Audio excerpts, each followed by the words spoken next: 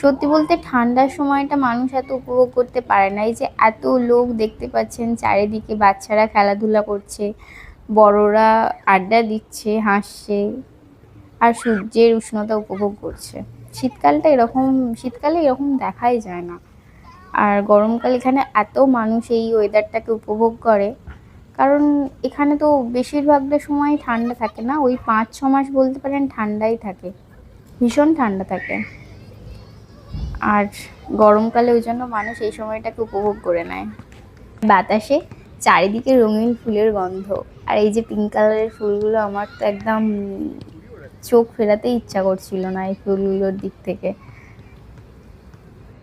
বিশেষ করে এই সময় ছুটির দিনগুলো, মানে শনি রবিবার, এই দুদিন মানুষ একদম এই পার্কে যাবেই, আর এখানে গিয়ে ওই আর কি খেলাধুলা, গল্প, আড্ডা সব কিছুই চলতে থাকে। দেখতে পাচ্ছেন চারিদিকে এত লোকজন, যেন মনে হবে কোনো এখানে উৎসব চলছে একটা।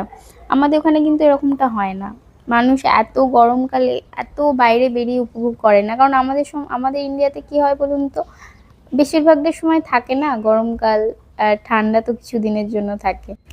এখানে শুধু এতদিন আমি ইউএসএ স্নোফল নিজে দেখেছি আর আপনাদের সাথে শেয়ার করেছি। এবার তো ইউএসএর আসল সৌন্দর্যতা দেখতে পাচ্ছি, চারিদিকে শুধু কালারফুল ফ্লাওয়ার, আর আপনাদের সাথেও সেগুলো শেয়ার করব। আজকের ভিডিওটা কেমন লাগলো অবশ্যই কমেন্ট করে জানাবেন, ভালো লাগলে একটা লাইক করে দেবেন। দেখা হচ্ছে নেক্সট ভিডিওতে, ততক্ষণ সকলকে টাটা।